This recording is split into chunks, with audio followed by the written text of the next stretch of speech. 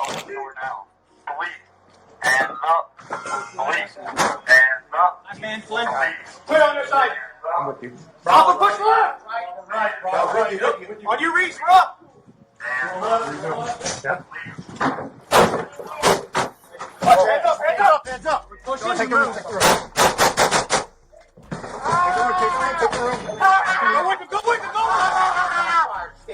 Did you ever wonder if the ghost of the CJNG's crown prince could finally be captured? On the night of October 7, 2025, the streets of San Pedro became a battlefield no Los Angeles resident had ever seen. Helicopters whirring overhead, armored vehicles blocking every alley, and a flood of federal agents and LAPD officers converging on a single point.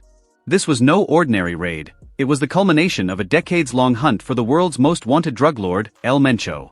In this video, we bring you the untold details of that historic arrest, the seismic shockwaves that rippled through Mexico and the United States, and why saying goodbye forever to El Mencho was just the beginning. Late October dawn crept over the Los Angeles harbor with an uneasy hush, a silence that seemed to hold its breath. It was the kind of quiet that precedes thunder, the kind that makes a street seem more like a battlefield than a neighborhood. In San Pedro, the streets that had once echoed with the simple sounds of life, children playing, boats creaking against docks, distant waves, had suddenly been pierced by the harsh metallic wail of helicopters. Their rotors cut through the pre-dawn darkness, their spotlights sweeping the rooftops and alleyways as if searching for prey. Below, armored vehicles lined the narrow lanes, a moving wall of steel that cut off any possibility of escape. Hundreds of federal agents and local police officers moved in precise, coordinated waves through the residential blocks, each step a testament to years of planning and tireless surveillance. What had unfolded that morning was not a routine drug bust. It was a concerted assault on a criminal network so deeply woven into the fabric of the city that it had become almost invisible to its own victims. It was an operation that would ripple across borders, shaking the foundations of one of the most feared cartels in the world. Operation Wipeout, the name the authorities later coined, was the culmination of years of painstaking work, thousands of hours of surveillance, countless interviews with informants, and a relentless pursuit of every lead that could connect the dots. The result was a coordinated strike against the Rancho San Pedro gang, a street organization that had grown from a local crew in the 1970s into a multi-generational empire, and crucially, a front for the Mexican mafia. The gang's structure was complex. It was divided into 6 distinct subsets, each with its own territory and responsibilities, yet all answering to the same higher authority. 2 of these subsets were all-female cliques, a detail that underscored the depth and breadth of the organization. Each division operated as a separate business unit, but they all shared a common revenue stream, a shared hierarchy, and a shared allegiance to a name that resonated far beyond the city limits: the Mexican Mafia. This prison-based syndicate demanded taxes from every criminal activity within its controlled territory: drug deals, weapons transfers, even illicit businesses operated by local entrepreneurs. In exchange, the Mafia offered a sophisticated framework that granted the street gangs operational legitimacy and coordination that would be impossible for an independent operator. Behind the walls of correctional facilities, the Mexican Mafia exercised a brutal brand of control. They dictated strict codes of conduct, and any deviation, tax evasion, encroachment, disrespect, could trigger violent retaliation. Cooperation with law enforcement was a death sentence. A single misstep could lead to beatings, arrests, or murder.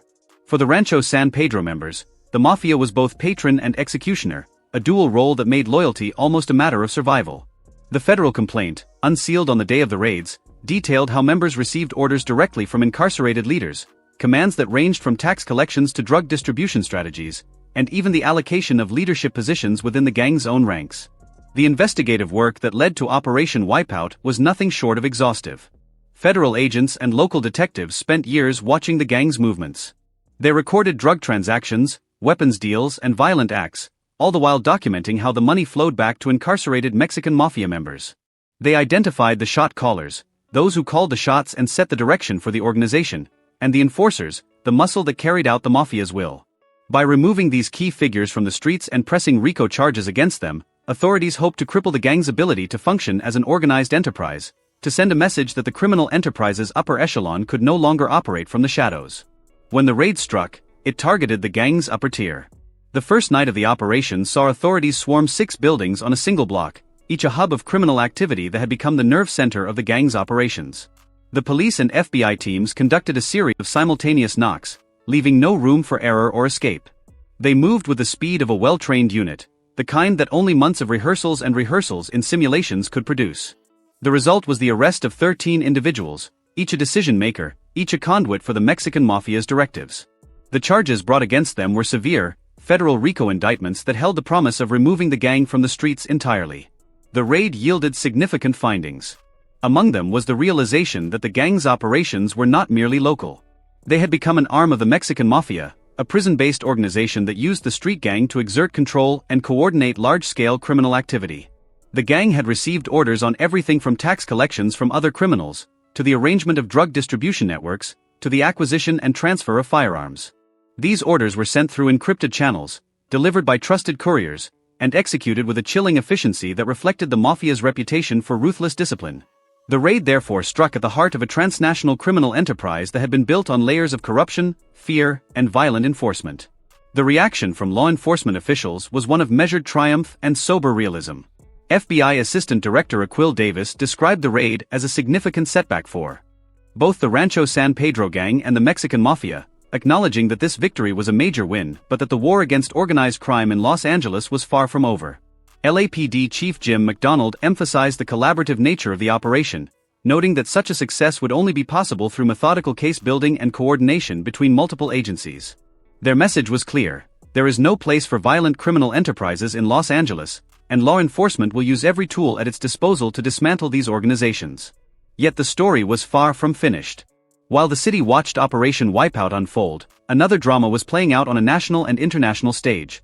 A drama involving the cartel Jalisco New Generation, CJNG, and its elusive kingpin, Nemesio Oseguera Cervantes, known to the world as El Mencho.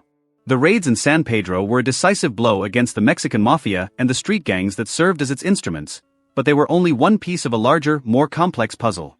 El Mencho's rise to power began in the rural landscapes of Mexico, far from the city's docks. Born in Aguila, Michoacán, on July 17, 1966, his path to becoming a cartel kingpin was initially marked by minor drug convictions and the turbulence of being deported from the United States. These early encounters with the law were the opening chapter of a much longer and bloodier story. Upon returning to Mexico, he aligned himself with the Menchito cartel, gaining experience and connections within the drug trafficking underworld. Around 2009, he founded the CJNG as a splinter group from the Menchito organization, a move that would transform the cartel into a hyper-violent, highly sophisticated transnational criminal organization. The CJNG, under El Mencho's leadership, came to control critical strategic assets. One of the most pivotal was the port of Manzanillo, a gateway that became a primary entry point for precursor chemicals shipped from China. These chemicals, essential for the production of methamphetamine and fentanyl, were just the tip of the iceberg. Today, the CJNG operates in all 32 Mexican states and maintains a presence in multiple foreign countries, forming a truly global criminal network. Its product portfolio reads like a catalog of death: fentanyl, methamphetamine, cocaine, and heroin that flowed across the U.S.-Mexico border in staggering quantities. The cartel's synthetic opioids are directly linked to the American opioid epidemic, contributing to tens of thousands of overdose deaths annually. But drugs were only one part of El Mencho's empire. The cartel diversified into extortion rackets targeting businesses and agricultural producers, human trafficking operations marked by shocking brutality, and sophisticated financial fraud schemes that moved money through a labyrinth of shell companies and offshore accounts. What made El Mencho particularly dangerous and elusive was his operational style. Unlike flashy cartel leaders who courted media attention, he operated from the shadows, avoiding photographs, public appearances, and even the slightest hint of visibility. His communication channels were encrypted, his couriers trusted, and his movements carefully obscured, making him a ghost in the eyes of law enforcement. The United States government had placed a $15 million bounty on his head, making him one of the most wanted fugitives in the world. Despite this massive reward and the focused efforts of American and Mexican law enforcement agencies, he remained at large. He was a ghost who orchestrated violence and drug trafficking on a massive scale, while successfully evading capture year after year. In a city that had always seemed to rely on the myth of the self-made man, El Mencho's story was a stark reminder that the line between economic opportunity and violent crime is thinner than it appears. Back in San Pedro, the aftermath of the raid settled in like dust. Residents peered out of their windows, wondering what would become of their streets. Some felt a sense of relief, knowing that the violent criminal networks had been struck down, while others felt uncertainty. Law enforcement officials were clear: this was a victory, but not a definitive end. Their next steps involved dismantling the remaining factions, identifying new leaders, and continuing the painstaking work of case building. The message was one of relentless persistence, a vow that the city would not tolerate such violence again. Operation Wipeout had been a triumph of coordination, intelligence, and strategy. It had demonstrated that even the most entrenched criminal enterprises could be dismantled if law enforcement agencies worked in concert, if they built solid cases, and if they targeted the core of the organization. The removal of the shot callers, the decision-makers who orchestrated the gang's day-to-day activities, was a blow to the structure of the gang and a step toward weakening the Mexican mafia's influence over street gangs. Yet the broader story remained unfinished. The CJNG's reach extended far beyond the borders of Los Angeles, into every corner of Mexico and across the globe. The synthetic drugs it produced fed the opioid crisis in the United States, while its extortion and human trafficking operations further destabilized communities both near and far. The shadow of El Mencho loomed over law enforcement efforts, a specter that reminded everyone of the complex web of corruption, fear, and violence that underpinned organized crime. The city had taken a step, but the battle was only just beginning. The 2025 law enforcement blitz, while devastating to the cartel's infrastructure, revealed a paradoxical resilience. Each high-profile arrest, whether it was the sentencing of the son-in-law who had once trafficked in the shadows of Guadalajara or the seizure of a hidden training camp in October, seemed to ripple through the network, forcing El Mencho to pivot, recalibrate, and deepen alliances in ways that stretched the limits of traditional policing. The designation of the cartel as a ghost leader, one who vanished into the night to orchestrate operations from unseen perches, did not dampen the relentless tide of raids, prosecutions, or financial takedowns. It was, instead, an impetus for broader strategy. In February, the United States Congress voted to classify the CJNG under the Foreign Narcotics Kingpin Designation Act, a move that amplified existing sanctions and allowed the Department of Justice to seize assets across the Atlantic. The ripple effect touched financial institutions, money laundering conduits, and even private contractors who had once been complicit in the cartel's fiscal machine. In the weeks that followed, a chain of meticulously coordinated extraditions and plea agreements began to unravel the cartel's inner workings.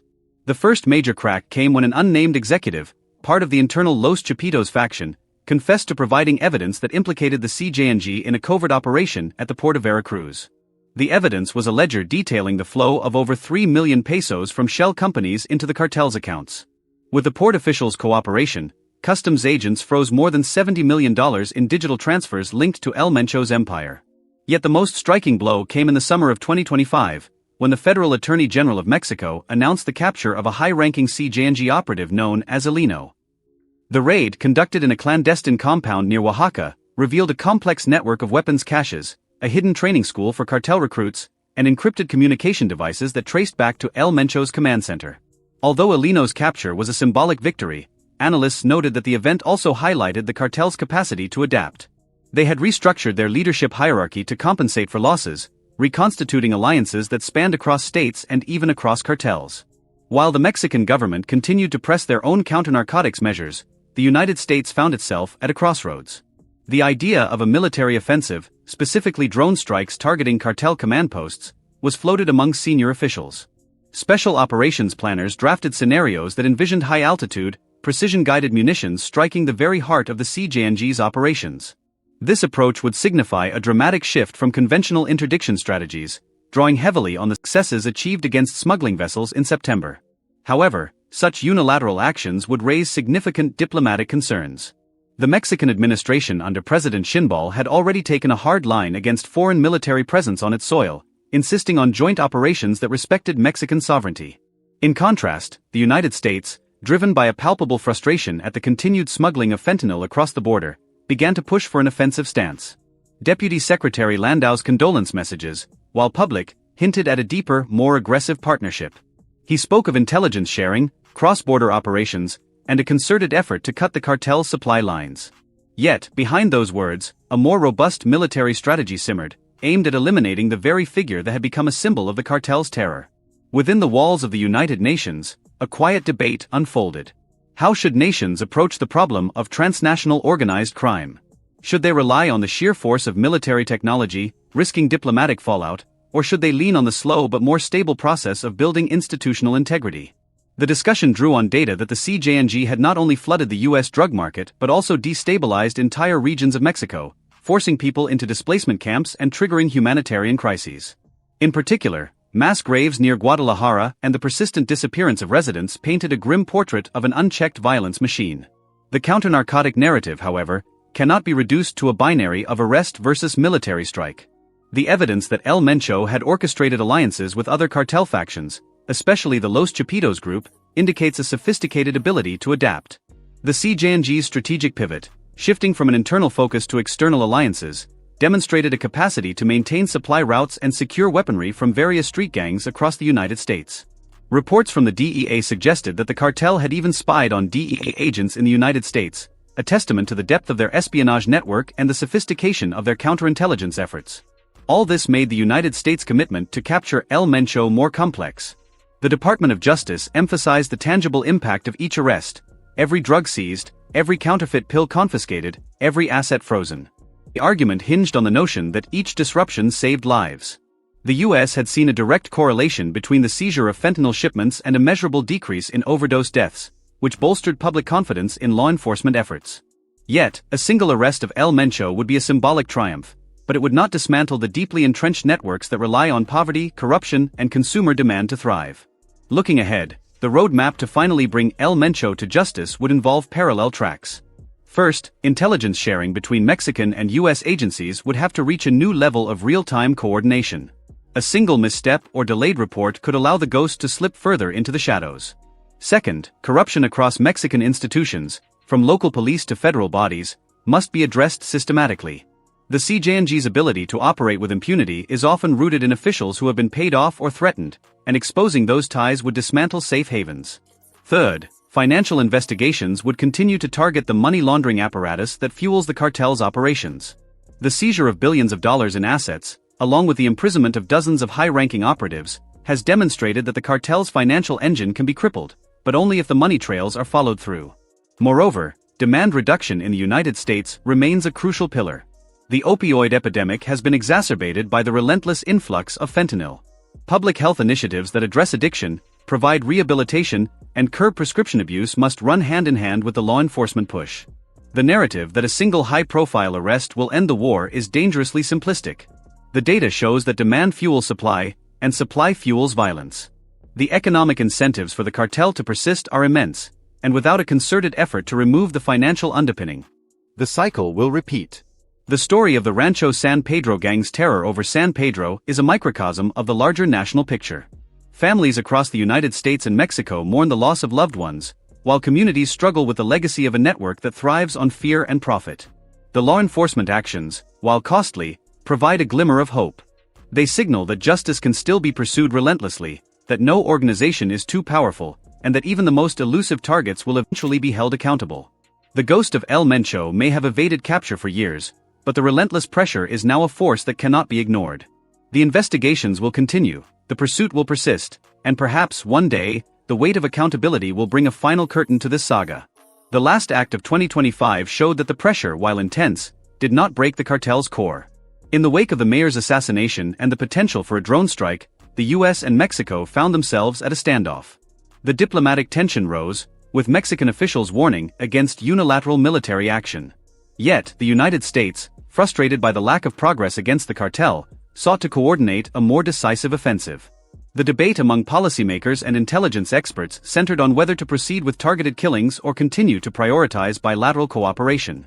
Jack Riley, a former DEA agent, cautioned that drone strikes could backfire, turning the operation into political theater rather than a strategic victory.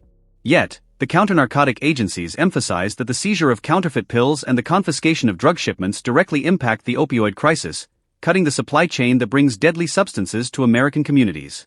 The conversation was a tug-of-war between military pragmatism and diplomatic prudence. Within the walls of a federal courthouse, a new wave of legal proceedings began to surface. The Department of Justice pursued cases that linked the cartel's money laundering operations to U.S. financial institutions. The indictment of a former banker revealed that he had processed millions of dollars through offshore accounts, feeding the cartel's coffers. These financial prosecutions served as a warning to the cartel's global partners. The flow of illicit funds was no longer safe from scrutiny. The resilience of the CJNG was evident as it pivoted to new alliances. While under pressure from the law enforcement surge, the cartel had found refuge in the ongoing internal conflict within the Sinaloa cartel. By providing support to Los Chapitos, the CJNG extended its influence, leveraging the chaos to secure new drug corridors.